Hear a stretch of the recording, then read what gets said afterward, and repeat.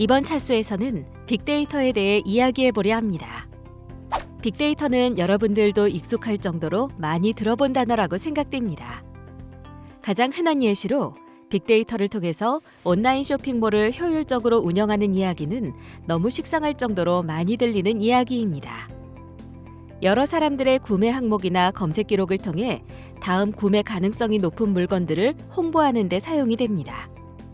그렇다면 이러한 빅데이터는 정확히 어떤 것들을 빅데이터라 총칭하고 어떻게 해야 활용할 수 있는지 이번 강의를 통해 진행하려고 합니다.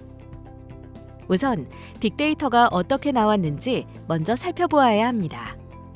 빅데이터는 간단하게 이야기하자면 이름 그대로 다량의 데이터들이 축적되어 여러 사람들과 기업으로부터 관심 및 영역을 넓히며 알려지게 되었습니다.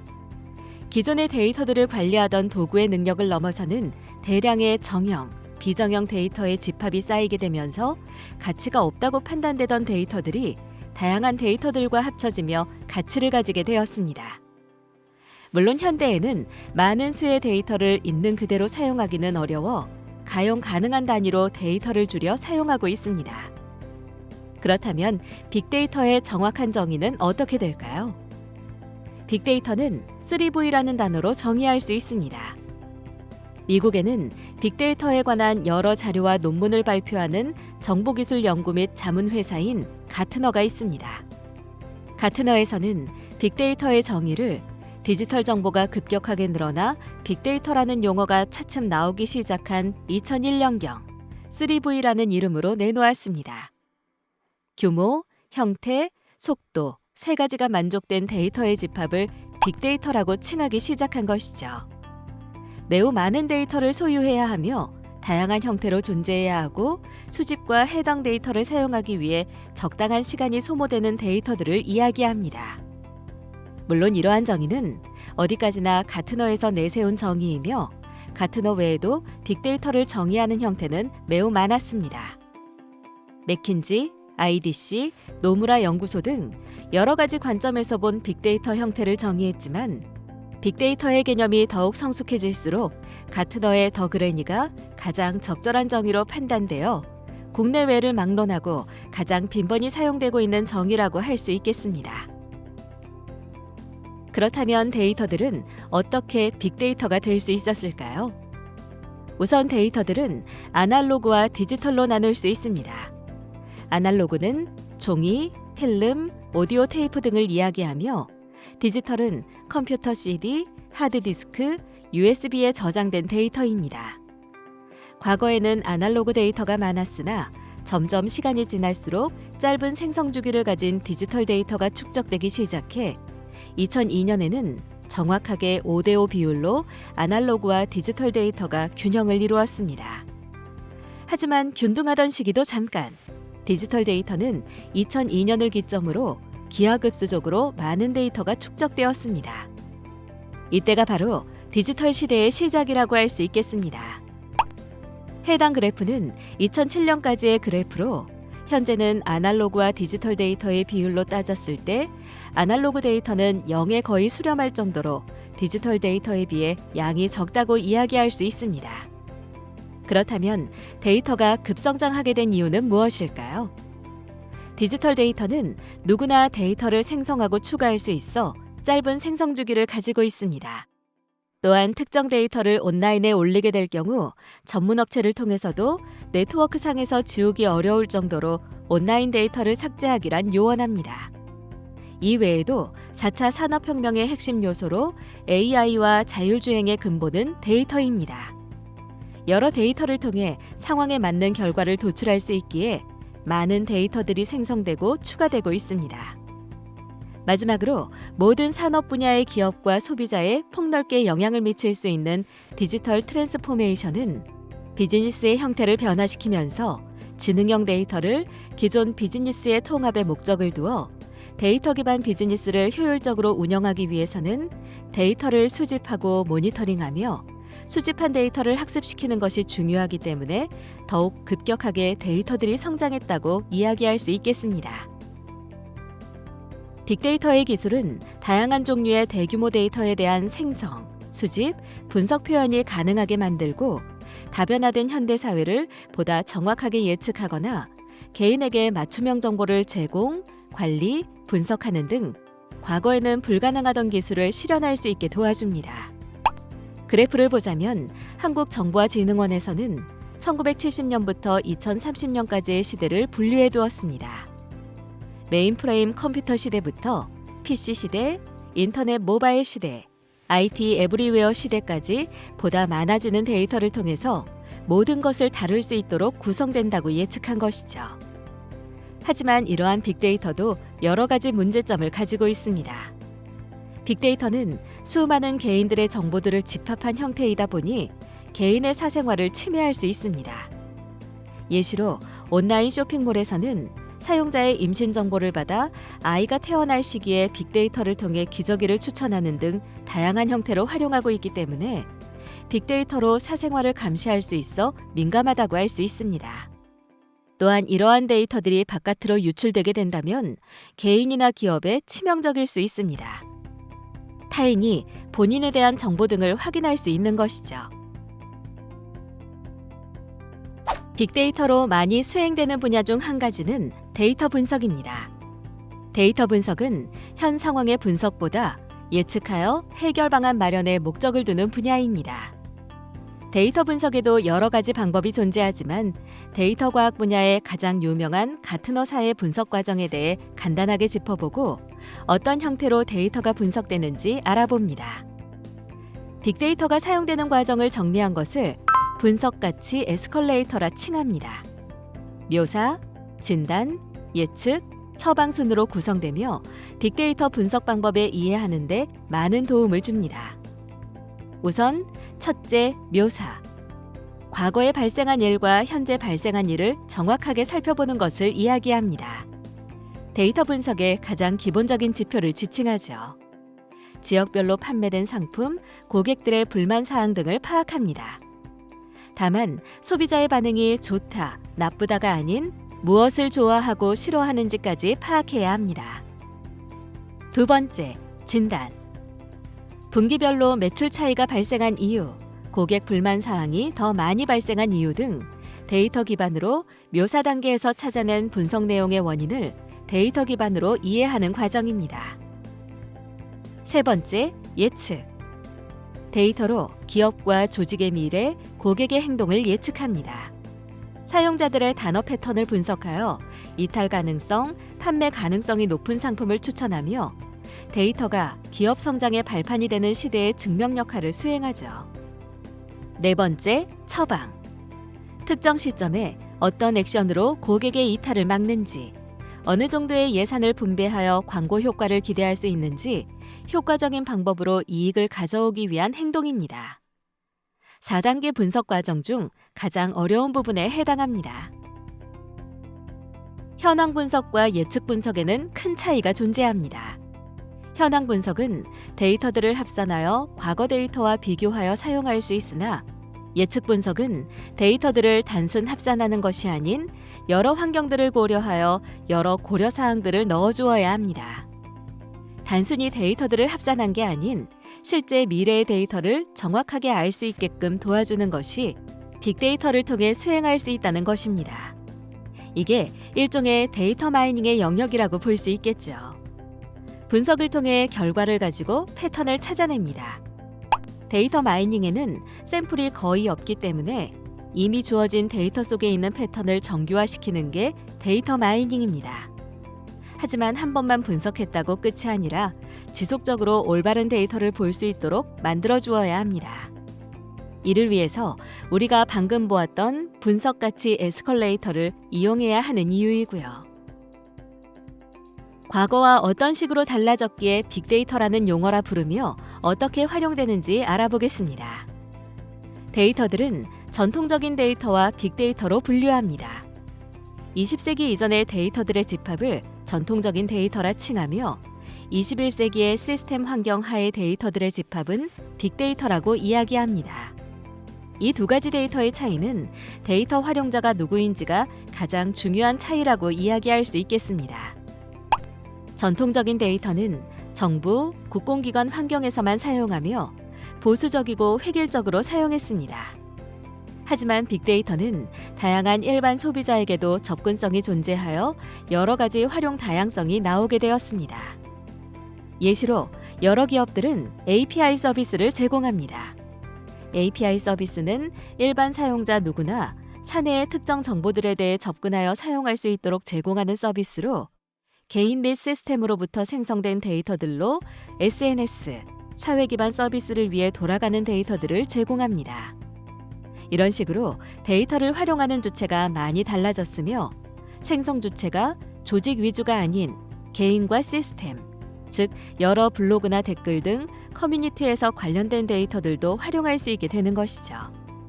이것이 새로운 가치가 부여되어 빅데이터라고 불리우는 데이터들의 특징입니다. 그렇다면 빅데이터는 어떤 식으로 구성되어 있을까요? 빅데이터 정의 중 한 가지인 타입은 여러 가지 형태로 데이터들이 존재함을 의미합니다. 빅데이터의 85%는 형태가 규칙적이지 않을 정도로 다양한 형태로 구성되어 있기에 여러 가지로 분류하여 데이터를 나눌 수 있습니다. 우리는 정형화 정도에 따라 나눈 데이터 종류들을 알아봅니다. 정형화는 빅데이터에서 가장 많이 다루는 형태로 간단하게 규칙이 있는 데이터인지 없는 데이터인지 구분할 수 있게 분류한다고 생각하시면 되겠습니다. 첫 번째, 정형 데이터. 규칙을 가지고 형태는 동일하나 데이터가 다른 형태를 이야기합니다. 예시로 젠더라는 칼럼에 메일과 피메일의 값이 들어간다면 성별이 기록된 데이터임을 쉽게 인식할 수 있습니다. 이런 식으로 값의 의미 파악이 쉽고 규칙적인 값으로 데이터가 들어가는 형태를 이야기합니다. 두 번째, 비정형 데이터. 정형 데이터와는 반대되는 개념으로 정해진 규칙 없이 값의 의미를 쉽게 파악하기 힘든 데이터들을 이야기합니다. 텍스트, 음성, 영상과 같은 데이터를 의미하며 빅데이터 탄생에 가장 큰 역할을 수행했습니다. 의미를 분석하기 힘들었던 대용량의 비정형 데이터를 분석하여 새로운 인사이트를 획득할 수 있었기 때문입니다. 마지막, 반정형 데이터. 정형과 비정형 데이터의 비교 방법은 매우 쉽습니다. 다만 반정형은 HTML, XML과 같은 포맷을 포함한 데이터 범위로 애매한 위치에 있다고 이야기할 수 있습니다. 일반적인 데이터베이스는 아니지만 스키마를 가지고 있는 형태로 제이슨과 XML의 데이터 형태로 생각하는 게 구조 이해에 많은 도움이 됩니다. 한 텍스트 파일에 컬럼과 값 모두 출력하며 85%의 빅데이터가 반정형 데이터로 이루어져 있습니다. 이렇게 다양한 빅데이터들을 분석하기 위해서는 세 가지의 기술이 필요합니다. 첫째, 저장 기술. 기존의 데이터 범위를 벗어나는 데이터들을 보관 및 관리해야 하므로 많은 양의 데이터를 관리할 수 있어야 합니다. 또한 빅데이터는 비정형 데이터가 많으므로 이를 관리하는 데 뛰어난 도구, 하둡, NoSQL 등이 필요합니다. 하둡은 대규모 데이터 세트를 분산 처리를 가능케 해주는 프레임워크입니다. 단일 서버에서 수천 대의 머신으로 확장할 수 있도록 설계되어 있어 페이스북, 구글 등 많은 분야에서 사용하고 있습니다. 적은 비용으로 대용량의 데이터를 빠르게 분석할 수 있어 빅데이터 처리 및 분석을 위한 표준 플랫폼으로 자리 잡고 있습니다. 둘째, 분석 기술. 비정형, 반정형 데이터를 보다 정확하게 분석하기 위한 기술이 필요합니다. 데이터를 추출하기 위한 여러 가지 기술들이 필요합니다. 예시로 자연어 처리와 문서 처리 기술을 적용하여 유용한 정보를 추출, 가공하는 목적의 기술입니다. 기업, 실생활에서 만들어지는 대부분의 자료는 문서 형태로 여러 분야의 신문, 논문, 잡지, 기사 등 여러 가지 데이터가 문서 형태를 가지고 있어 기존의 통계 분석이나 데이터 마이닝 기법을 적용하기에 부적합합니다. 그리고 대부분 텍스트 데이터베이스에 저장된 데이터는 반구조적 데이터로 완전하게 구조적이지도 않고 완전하게 비구조적이지도 않은 데이터를 의미합니다. 셋째, 표현 기술. 데이터를 모두 분석하고 나면 그 결과를 이해하기 편하게 시각화하는 내용은 매우 중요합니다. 분석만큼이나 중요한 사항으로 데이터를 분석하여 나온 결과를 보기 좋게 시각화해주는 도구는 굉장히 많습니다. 이렇게 데이터 분석을 위한 기술들은 빅데이터의 양과 함께 나날이 성장하고 있습니다. 데이터를 시각화하는 플랫폼인 키바나도 4년 새 큰 틀 업그레이드를 의미하는 앞버전의 숫자가 무려 4단계나 올라갔었습니다. 이처럼 다양한 분석 도구들은 새롭게 계속 출시되고 있고 다양한 기술로 빅데이터를 보다 편하고 빠르고 쉽게 이용하기 위해 각 기업에서 많은 노력을 기하고 있습니다. 플랫폼에 관한 이야기는 뒤쪽에서 마저 하도록 하고 데이터 분석을 위한 자질에 대해 들어가 보겠습니다. 데이터 분석을 위해서는 여러 가지 자질들이 필요합니다. 빅데이터는 워낙 큰 데이터들을 가지고 있기 때문에 여러 분야의 지식을 가지고 있어야 과학을 접목할 수 있습니다. 예시로 빅데이터를 다루기 위해서는 컴퓨터 프로그래밍, 통계, 도메인 지식이 필수입니다. 도메인 지식은 데이터 과학을 접목하기 위해 특정 분야에 대한 지식을 이야기합니다. 데이터 과학을 할 때 해당 분야에 대한 지식이 없다면 제대로 된 결과를 뽑을 수 없습니다. 각 전문 분야에서 이야기하는 다양한 변수를 뽑아내고 이후에 일어날 일을 예측해야 하기 때문이죠. 도메인 지식이 없다면 쓸모없는 특징들을 뽑게 되고 결국 제대로 된 결과가 나오지 않게 됩니다. 데이터 과학에 있어 어느 하나라도 부족하면 문제가 발생합니다. 도메인 지식이 부족하면 단순한 기계밖에 되지 못하고 통계는 널리 퍼져 있는 데이터의 모습을 수치화해서 정확하게 볼 수 있게 도와주기에 통계가 없는 분석은 생각할 수조차 없습니다. 컴퓨터 프로그래밍이 없다면 과거의 데이터를 분석하던 방식으로 돌아갈 수밖에 없기 때문에 데이터의 3가지 요소가 골고루 갖춰져야 제대로 된 데이터 과학을 수행할 수 있다고 이야기할 수 있겠습니다. 그렇다면 데이터 분석을 할 때는 무엇이 가장 중요할까요? 수리 경제학, 통계학 기초, 시계열 분석, 프로그래밍 언어, 기계학습 등 다양한 요소를 뽑을 수 있습니다만 이건 모두 앞에서 이야기한 통계나 컴퓨터 프로그래밍에 속하는 내용입니다. 이 가운데 특별히 데이터 분석 분야의 사람들이 꼽는 2가지는 데이터의 품질과 분야별 경험입니다. 데이터 품질은 만약 기계로 데이터를 수집할 경우 정확한 수치를 측정하는지 기계마다 오차가 있지는 않은지 검증할 필요가 있습니다. 데이터 분석 분야에서는 쓰레기에서는 쓰레기가 나온다는 말이 있을 정도로 좋은 데이터가 있어야 좋은 결과를 낼 수 있기 때문에 매우 중요합니다. 분석할 데이터가 엉망이라면 백날 데이터를 분석해도 현실과는 전혀 다른 결론만 나오게 됩니다. 분야별 경험은 데이터 마이닝에 대한 뉴스와 정보를 전문적으로 다루는 K디너 게츠의 설문조사 결과에는 최소 3년 이상 실제 데이터를 다뤄본 경험이 가장 중요하다는 응답이 가장 높았습니다. 데이터 과학, 머신러닝, 딥러닝에는 정말 다양한 분야의 사람들이 공부합니다. 지진아, IoT 디바이스 분석, 벤처회사에서 아이디어를 적용하기 위한 대표님들도 있는 반면 일반적인 IT 개발자들도 존재합니다.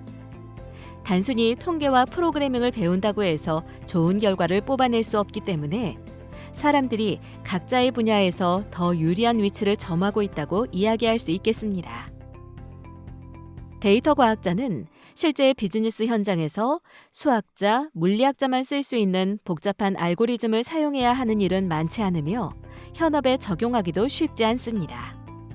실제 데이터를 다루는 사람들은 쓸 수 있는 데이터가 없다라고 많이들 이야기합니다. 빅데이터도 결국에는 플랫폼에 맞게 적절한 활용 기술을 선정해야 하며 고객의 요구에 빠르게 대처할 수 있는 순발력이 있어야 합니다. 개발자라기보단 상황에 맞게 어떤 알고리즘을 사용해야 하는지 파악을 하는 것이 중요하며 데이터 분석가는 알고리즘보다도 분석된 데이터를 어떻게 표현하고 협업 단계를 어떻게 처리하는지도 중요합니다. 아무리 데이터 분석이 잘 되었더라도 사용하는 사람에게 정보가 아닌 빅데이터로 보인다면 그건 실패한 데이터 분석이라고도 할 수 있는 것이죠. 데이터를 분석할 때에는 여러 가지 프로그래밍 언어가 사용될 수 있습니다.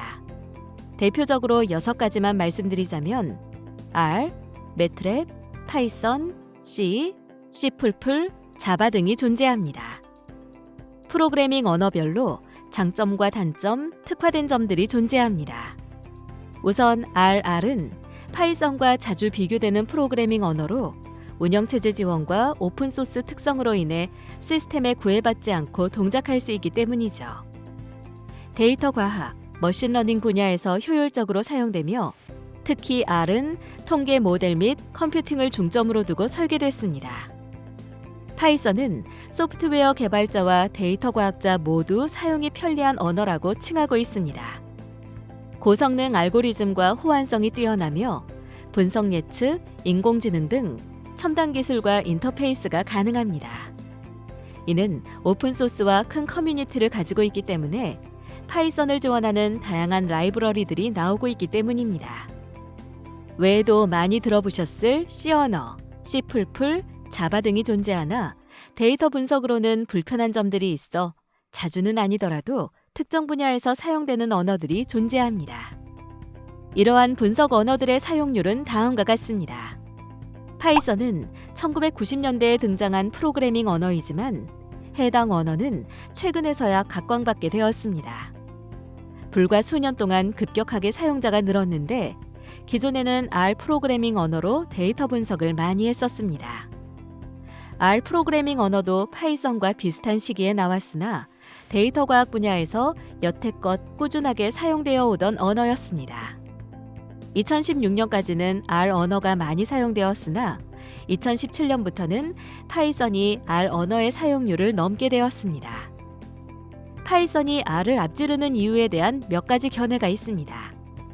파이썬이라는 언어가 매우 직관적이고 사용하기 쉽기 때문에 입문자들이 파이썬으로 입문하여 많은 유저를 끌어들일 수 있다는 점, 시스템 프로그래밍부터 다양한 산업에 활용 가능한 모듈들이 존재하는 언어로 데이터 수집 및 처리 자동화에 활용하기 좋다는 점이 파이썬의 사용률을 올리는 데 큰 역할을 하지 않았을까 생각됩니다. 다만 스크립트 언어라 R에 비해 느리다는 단점이 존재하지만 데이터 분석 라이브러리와 머신러닝 라이브러리는 다른 언어로 컴파일된 프로그램을 랩핑하여 동작하므로 파이썬의 단점을 보완할 수 있으며 실무에서도 데이터 분석에 파이썬을 자주 이용하기에 입문용으로 파이썬을 선택하는 것은 매우 좋은 결정이라 할 수 있습니다. 때문에 해당 강의 실습 부분에서는 파이썬을 통해서 데이터 분석과 인공지능 구현을 진행해 보려 합니다. 데이터 분석은 일련의 라이프 사이클을 따라 수행됩니다.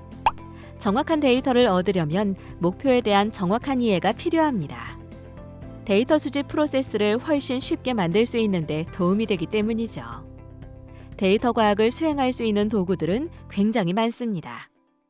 래피드마이너, 데이터 로봇, 트리팩타, 알터릭스 등 여러 도구들이 돌아가는 과정을 살펴보시면 모두 수집, 정제, 모델링, 분석, 교류 순서대로 돌아가는 것을 알 수 있습니다. 결국 데이터 과학을 수행하기 위해서는 어느 정도의 동일한 형태를 가져야 하기 때문에 발생하는 일입니다. 빅데이터는 아주 다양한 곳에서 활용된다고 이야기했습니다. 대표적으로 국내외에서 어떤 식으로 이용되는지 짚고 넘어가 보겠습니다. 우선 빅데이터 활용 사례에는 아마존을 빼먹을 수 없습니다. 아마존만큼 공격적이고 성공적으로 빅데이터를 활용하는 기업이 없기 때문이죠. 아마존은 고객들의 쇼핑 경험 향상에 적극적으로 빅데이터를 활용하고 있습니다. 예시로 아마존에서는 분석 시스템을 통해 18세부터 30세의 남성들 중 외국 영화를 즐겨보며 $3,000 이상의 수입을 가진 임대주택에 사는 고객이 어떤 상품을 좋아할지 정확하게 예측할 수 있습니다. 이렇게 예측된 상품은 배너 형태로 개인별 맞춤형 광고로 보이게 됩니다. 또한 가격 최적화에도 많이 사용되고 있는데요.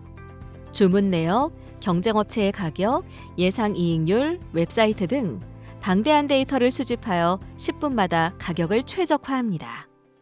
이런 식으로 관리하여 아마존은 매년 25%의 수익을 올린다고 이야기합니다.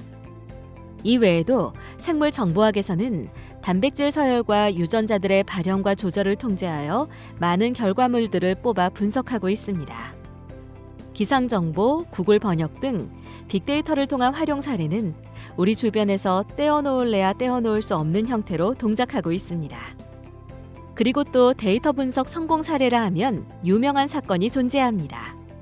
바로 2008년 오바마의 선거 전략이죠.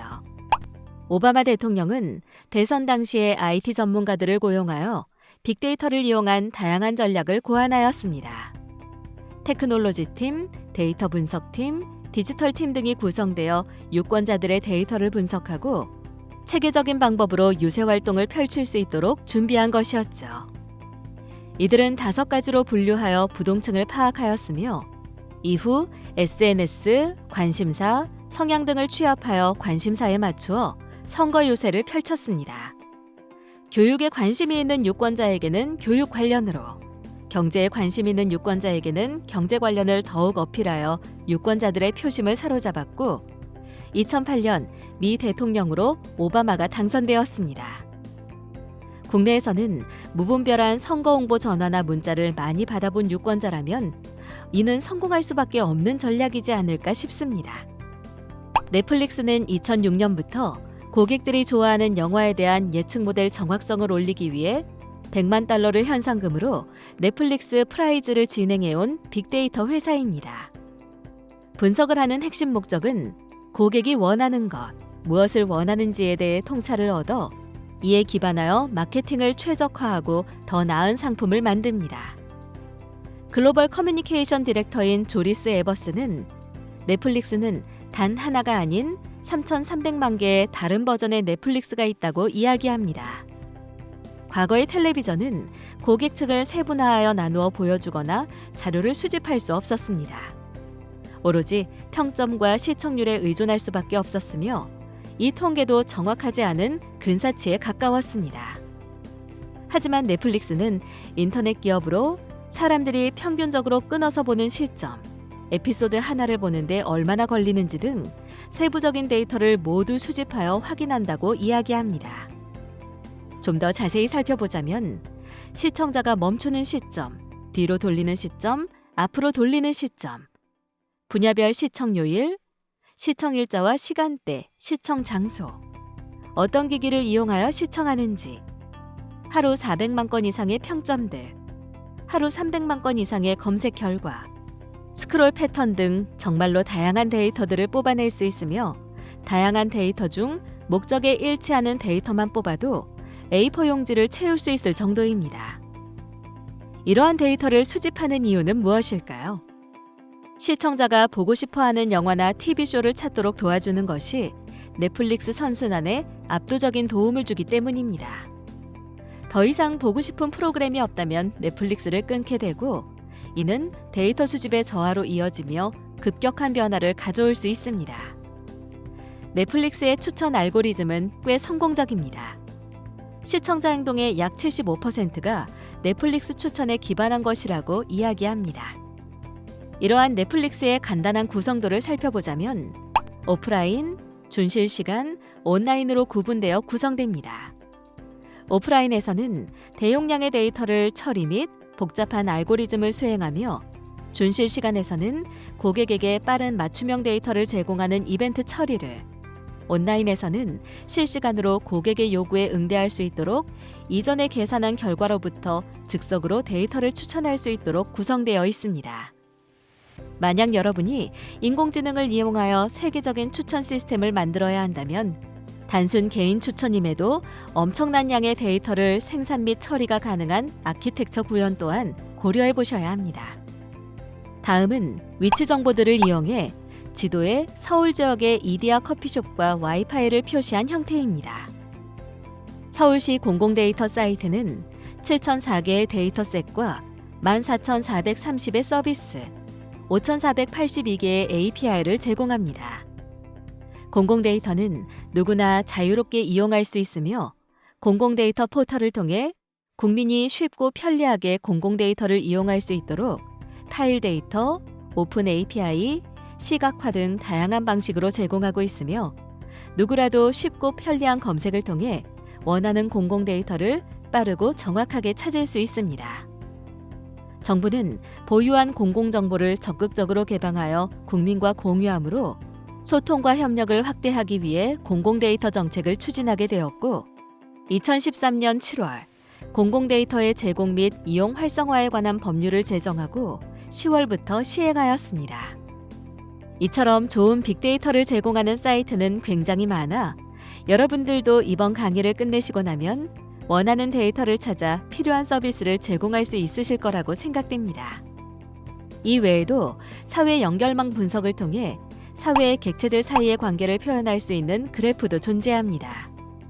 SNS는 수많은 사람들이 존재하여 각 관계를 확인하기 위해서는 해당 그래프를 유용하게 사용하여 확인할 수 있습니다. 해당 그림은 사회에서 혈연, 지연, 학연, 업력을 기준으로 나열한 관계망 분석 그림입니다.